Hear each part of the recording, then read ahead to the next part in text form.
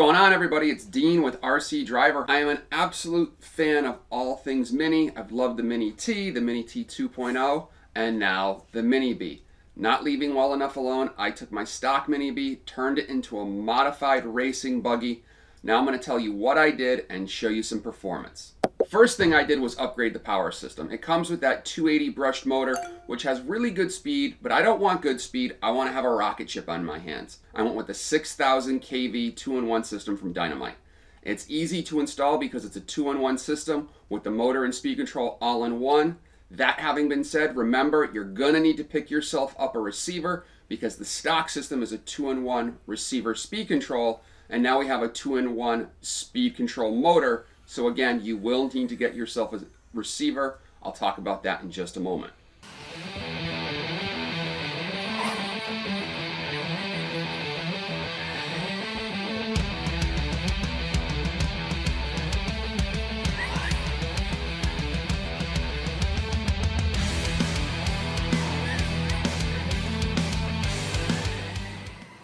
Speaking of the receiver, I went with a tiny Spectrum SR2000. This receiver has been out for a long while. I went with it, A, because I had it on hand, and B, because of its size. It'll bind with almost any Spectrum radio you've got on hand. I went with my awesome DX5 Pro here. If you've got a DX4R Pro or a DX3, it'll also work with those. For steering, I went with an Echo 640T servo.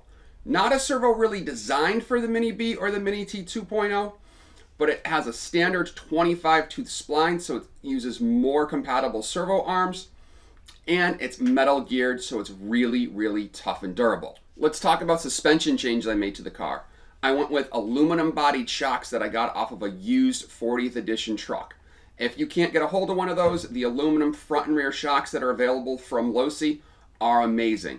They're really, really smooth, easy to build and rebuild, and really make for a plush suspension feel. I went with 50 weight oil in the front and 40 weight oil in the back because I'm running my car on high traction carpet. It really slows that suspension action down and allows this buggy to hug the corners. Let's talk about some other hop-ups I did to the buggy. I went with an aluminum camber plate, aluminum pivot block, and aluminum steering bell crank.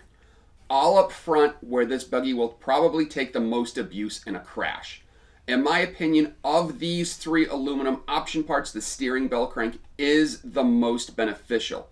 It keeps your steering tight, and I've seen more than one of the plastic bell crank units fail. You don't want to have that happen when you're racing or bashing. The other units are great because they also add a little bit of weight up front, helping keep the car planted. Moving to the back of the car, I went with a full assortment of option parts from MIP. From their CVDs to their slipper pads and top shaft, these three option parts make for a smooth transfer of power, and it also lightens the rotating mass, making for quicker acceleration. I've also installed in this the soon-to-be released ball diff from MIP. That's right, I've got one in here.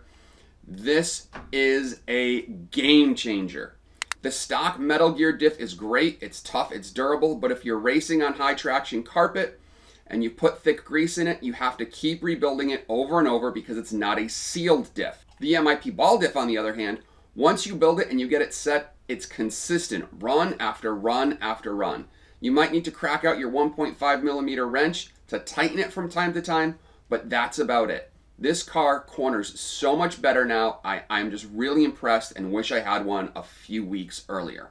To top everything off, I went with a body painted by Bradley Farmer at Bradley Fine Line Design. He is my go-to when it comes to painting anything. This is a small body and it is lacking no details whatsoever. Bradley is the painter to the stars, as I call him. If you've seen Losi box art, he's probably done 1 or 2 or 3 boxes. Give him a check out on Facebook, Bradley Fine Line Design. Now that I've told you about everything on this buggy, let's see this thing in action.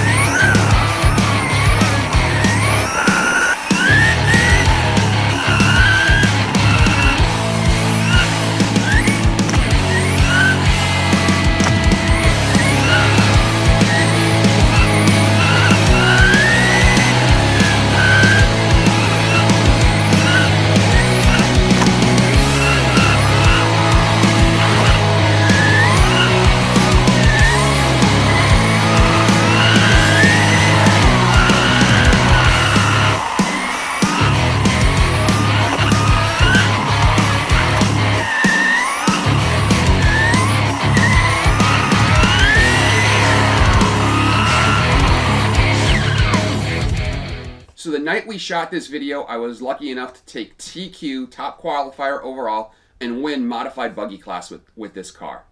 Really, really happy. It's smooth, it's consistent, lap after lap. Not only that, it's durable.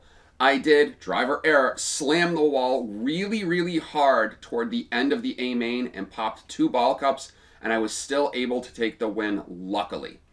If you are going to get yourself a Mini B or a Mini T 2.0, absolutely consider getting yourself the aluminum bell crank and camber block. They are a must-have in the durability factor, and the aluminum pivot block is a must-have for the not only for the durability factor, but because it does add a little bit of weight up front to help keep the buggy planted. Again, the MIP parts really smooth out the drivetrain, and the diff helps this buggy corner like a champ. And I can't say enough good things about the Dynamite 2-in-1 power plant I put in this. Lots and lots of power, easy to install, and it's clean under the hood.